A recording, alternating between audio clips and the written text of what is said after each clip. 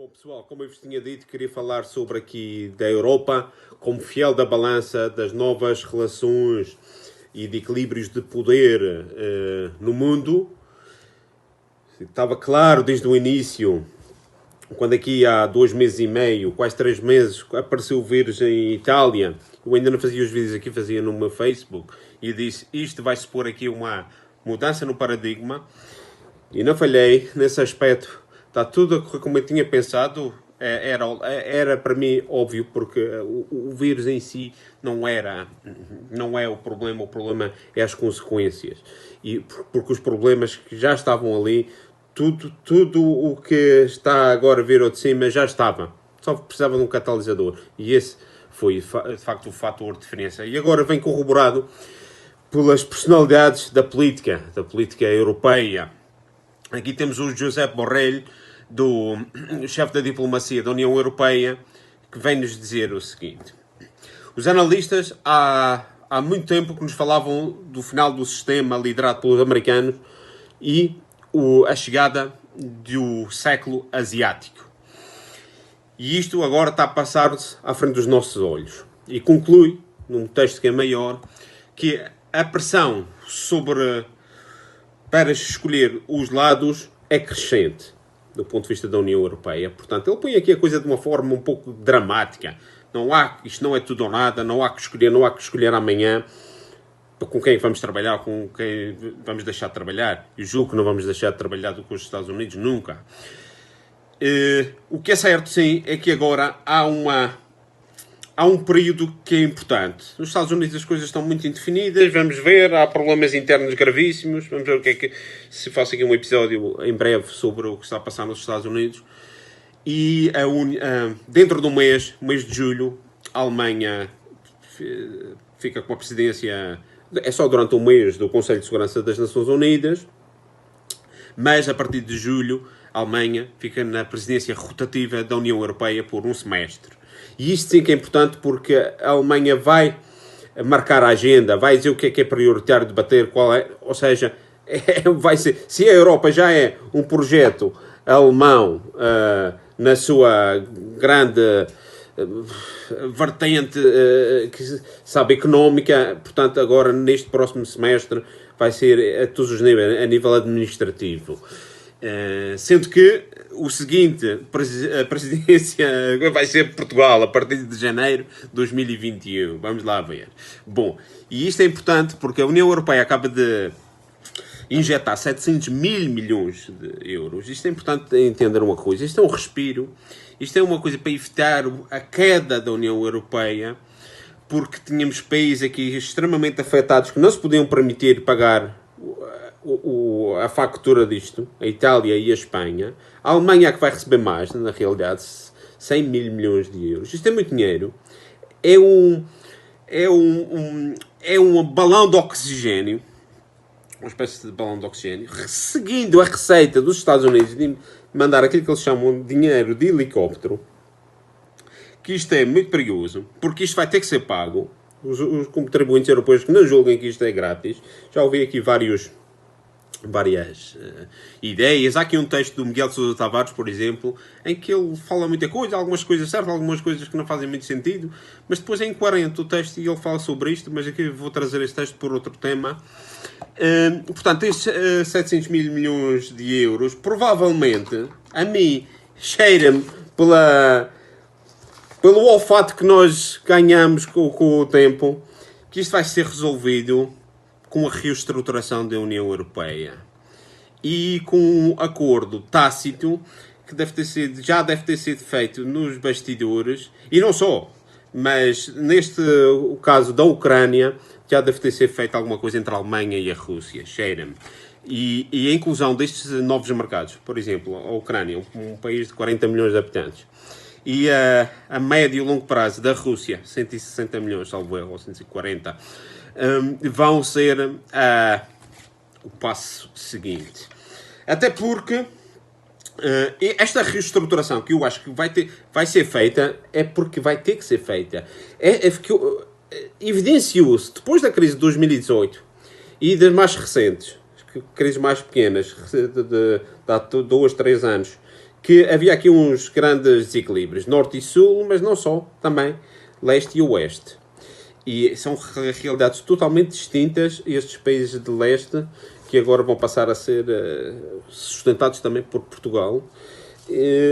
Portanto, é esta reestruturação que eu julgo que vai ter que ser feita, vem nesse sentido, de trazer a Rússia para o plano da aproximação da Europa e também a Grã-Bretanha, o Reino Unido. O Reino Unido é impensável pensar que o Reino Unido sair da Europa. Não sei, não vai sair, não pode sair.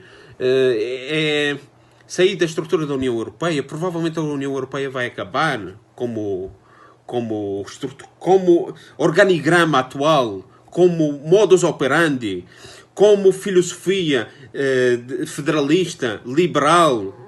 Provavelmente a ideia da Europa, de um marco civilizacional, que desde Portugal até à Rússia existe, e desde os países escandinavos até à Grécia, é uma realidade. Isto existe. São 2000 anos de história de civilização. Portanto, isto vai ter que ser consubstanciado na vertente económica e de comércio. Portanto, eu acho que isto é o que se está a desenhar. Isto é o que se está a desenhar e vai ser inevitável fazê-lo. E também vem num momento em que, agora nos Estados Unidos as coisas estão muito indefinidas.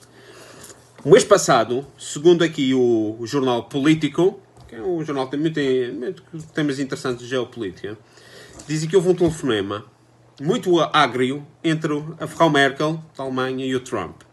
Eles citam uma fonte governamental alemã em que diz que houve um telefonema muito mau, em que o Trump põe a Alemanha contra as cordas por causa dos temas da NATO e da contribuição da Alemanha para a NATO, do Nord Stream, o gasoduto que vem da Rússia e traz agora o gás para a Alemanha, e a China, a relação da Alemanha comercial com a China, e então a pressionar a Alemanha nestes três aspectos para mantê-la debaixo do seu domínio, na realidade. Porque isto é domínio americano e anglo-saxónico. Britânico também, já falei aqui num outro capítulo, se quiserem podem voltar atrás e ver.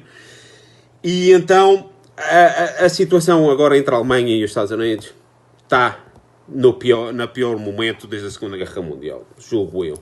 E vem na sequência desses últimos 3 anos, em que houve um embaixador que está agora saindo aqui em Berlim, em que se dedicou a atacar a Alemanha, diretamente, sempre, e aqui, publicamente, o Heiko Maas, o Ministro dos Estrangeiros alemão, a dizer que fez uma crítica à gestão do Trump em relação à pandemia, e ele disse, você que se dedica às suas coisas e trata de pressionar, mas é a Rússia para sair da Europa, para não estar tão próximo.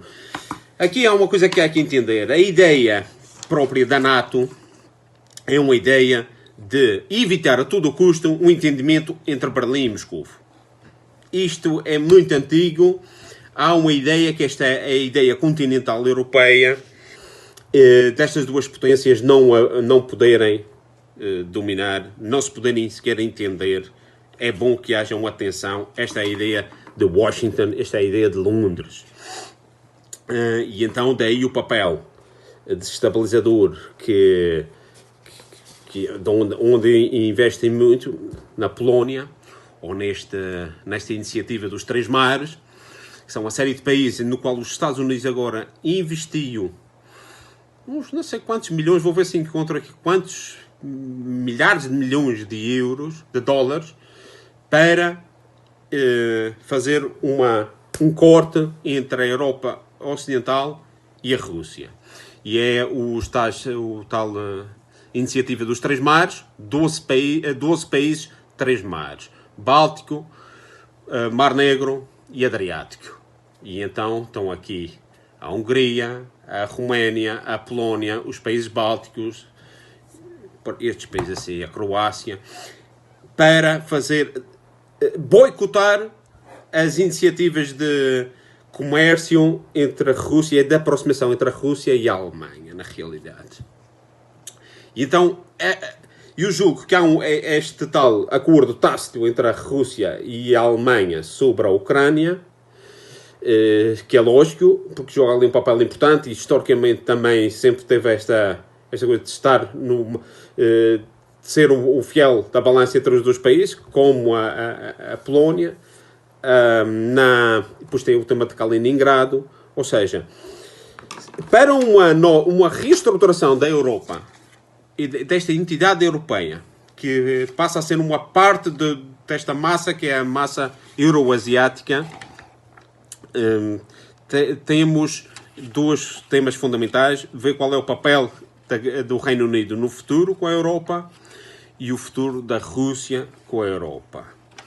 E, claro, porque esta ideia da Grã-Bretanha ter saído não é, e aqui trago o tal texto do Miguel Sousa Tavares, que diz: os ingleses estão a descobrir à sua custa. Quiseram sair da União Europeia porque estavam fartos das regras do clube, mas querem a todo custo manter o acesso ao mercado comum de 600 milhões de consumidores sem terem de pagar taxas como país outsider.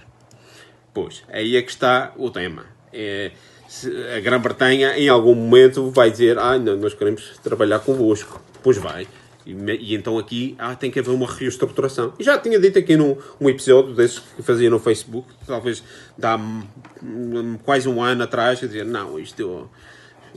Não, nem vai sair 100%, nem vai voltar para a União Europeia. Mas o vínculo com a Europa vai ter que ser mantido de alguma forma. Mas isso vai exigir um concerto entre as duas partes, a União Europeia e a Grã-Bretanha, o Reino Unido.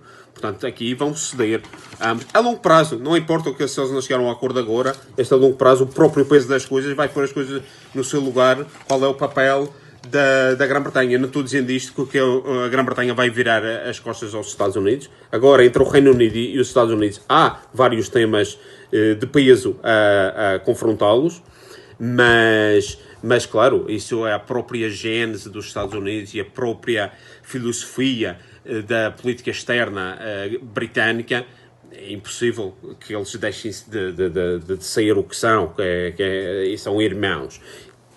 E aí também, em algum momento, há que trazer aqui qual é o papel que fica reservado a Portugal, porque esta ideia da Europa, de Lisboa a Vladivostok, é antiga. Aliás, nós nos anos 80... vínhamos naqueles fanzines que recebíamos de fotocópia, vinham estas ideias do Jean Thiriart, que era belga, e ainda punha Portugal no mapa, e então dizia que era de Brest a Vladivostok, ou de Dublin a Vladivostok. Mais tarde, o presidente Putin é que veio trazer esta ideia consubstanciada, porque diziam que este filósofo Alexander Dugin era um dos seus conselheiros para a geopolítica, e o Dugin era relacionado com o Jean Thiriart, porque o Jean Thiriart chegou a viajar à União Soviética várias vezes para fazer este projeto, e estamos a falar nos anos 60 e 70. Portanto, isto agora, com todo este período, nós só temos 30 anos nisto, ainda vimos como em Portugal houve iniciativas, havia a revista Sinergias Europeias, foi de uma coisa de muita qualidade, muito europeia, que apareceu nessa altura, mas só apareceram 2 números, depois desapareceu, e era neste sentido da Europa, de Lisboa a Vladivostok. E esta Europa, qual será o papel de Portugal nisto? Não esquecer que Portugal joga aqui um papel de marginal geograficamente, porque está numa margem, está no extremo oeste, e Vladivostok está à frente do Japão, mas Portugal também está virado para a América, principalmente para o nosso parceiro preferencial, o Brasil, e virado para a África. Nossa história, toda a nossa... É um património linguístico, de cultura, que vai ter que ser aproveitado, mas dentro desta, provavelmente, a ideia de que o espaço, que já se vinha dando sinais neste sentido, está passando exatamente agora para a zona euroasiática. Nós estamos num ponto, e esse ponto tem que ser tirado o proveito possível, o maior possível, e dentro desta nova realidade, vamos ver como é que ela se desenha e como é que se consubstancia no futuro, porque isto é uma ideia muito geral, mas tem aqui uns passos concretos. Há um ministro dos negócios estrangeiros alemão a falar coisas que há 3 anos atrás seria impossível. temos que ter temos que falar com a Rússia e ter um diálogo sério sobre temas que são comuns, em comum interesse, que é a segurança da Europa, que é importante. É um desafio importante, diz ele. Também diz a mesma coisa, que estão prontos para um diálogo sério com a China, a nível de comércio, para o futuro. Quer dizer, isto aqui é uma mudança já muito substancial. E este tema da segurança da Europa, finalmente esta elite liberal, por assim dizer, esta do SPD, a Merkel é do CDU, são os democratas cristãos e os socialistas, abrem os olhos para uma realidade que é que a Rússia é amigo, é uma parte interessada na segurança da Europa e não o inimigo, e estas coisas que foram propagandeadas pelos os lobbies anglo-saxónicos e atlantistas durante estes últimos 30, 50 desde do final da Segunda Guerra, mesmo já depois da queda do Muro de Berlim. A única altura em que eles não chatearam a Rússia foi quando a Rússia estava com o Yeltsin, quase à beira da Guerra Civil. Quando isto passou e a Rússia voltou, aí houve uma campanha muito forte, e a Alemanha, com o seu papel de economia forte e de muita fraqueza no campo militar, aqui é onde se sentia mais essa russofobia. Isto agora está diferente.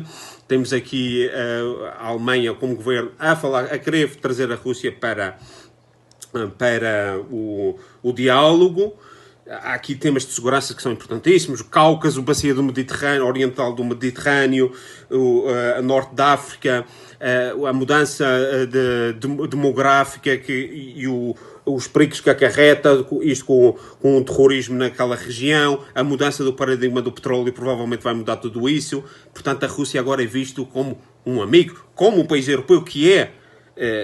Então, neste concerto desta nova Europa, é uma nova Europa, e agora há que estar atento a isto. Este é só o primeiro dos capítulos de vários que vão debater estes temas com mais detalhe cada um. Até à próxima. Vamos trazer aqui mais informação esta semana.